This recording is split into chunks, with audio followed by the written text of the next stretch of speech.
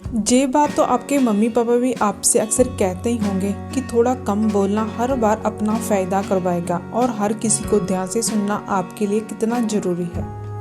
अब इस बात को एक किस्से से भी समझ सकते हैं कि दो दोस्त एक ही क्लास में साथ में पढ़ा करते थे। उनके बोर्ड के एग्जाम थे तो प्रेशर इस साल थोड़ा ज़्यादा था।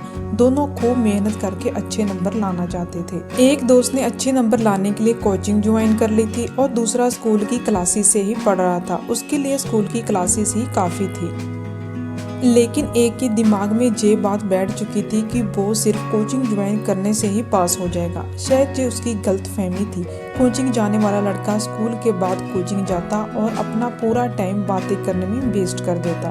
ना ही वो स्कूल में पढ़ रहा था और ना ही उसके बाद पढ़ाई कर रहा था। एक दिन जब उसकी क्लास में टीचर एक बहुत इम्पोर्टेंट चैप्टर पढ़ा रहे थे जिसका एग्ज़ाम और टेस्ट दोनों में आना तय था, लेकिन उसने फिर भी क्लास में ध्यान नहीं दिया और बातें करने में ही पूरा वक्त वेस्ट कर दिया और सोचने लगा कि ये चैप्टर तो वो कोचिंग में पढ़ लेगा।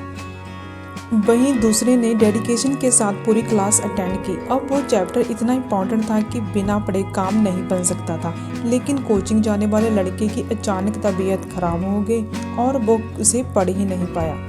कुछ दिन बाद उसका टेस्ट हुआ और उसमें उसी चैप्टर से जुड़े क्वेश्चंस आए, लेकिन उसने तो कुछ पढ़ा ही नहीं था।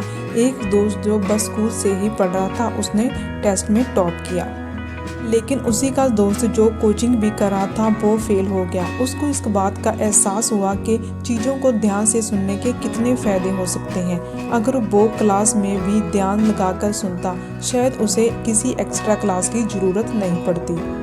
लेकिन सेकंड ऑप्शन होने की वजह से उसने क्लास में ध्यान ही नहीं दिया, उसका ही नुकसान हुआ। इस कहानी से आप समझ सकते हैं कि कैसे कई बार ज़्यादा बोलने की बजाय ज़्यादा सुनने में आपकी भलाई हो सकती है। वहीं कुछ लोगों में बोलने की बहुत ज़्यादा आदत होती है। अब जो लोग ज़्यादा बातें करने में लग जाते हैं उनके मुंह से कोई टॉप सीक्रेट निकल जाने का रिस्क हमेशा रहता है। कभी कभी हम कुछ चीज़ें सुनने से ही सही कर सकते हैं, लेकिन हम सुनने के बजाय आधा वक्त बोलने में ही बर्बाद कर देते हैं और सामने वाला क्या सुना रहा है उस पर भी ध्यान नहीं देते हैं। अक्सर ऐसे लोग अपनी पर्सनल लाइफ की बातें भी बोल देते हैं और बाद में पछतावा तो उन्हें होता ही है। इसलिए हमेशा से कहा जाता है कि कम बोलो और सोच विचार कर ही बात करो।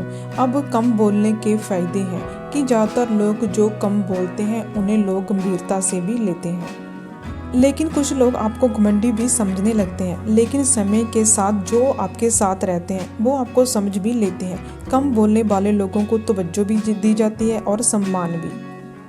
आपको इतना समझना होगा कि आप बस इसी बारे में बोलें जिसके बारे में आपको एकदम परफेक्ट नॉलेज हो। ऐसा करने से लोग सिर्फ आपको सुनते ही नहीं बल्कि उनको आपके बोलने का इंतजार भी रहता है। वहीं जब आप खुद भी दूसरों की बातों को ध्यान से सुनते हैं सामने वालों को अच्छा महसूस होता है। सुनने वाले लोगों के ओपिनियन को अच्छे से समझा जा सकता है, साथ ही उनके इमोशनल लेवल को समझ पाते हैं कि वो किस तरह की बात कर रहे हैं। अगर आप सोच समझकर सटीक बात करते हैं तो लोगों की दिलचस्पी आप में बढ़ने लगती है। बस अगर आपने खुद में जी छोटे छोटे चेंजेस कर लिए तो आप एक अलग पर्सनैलिटी बन जाएंगे।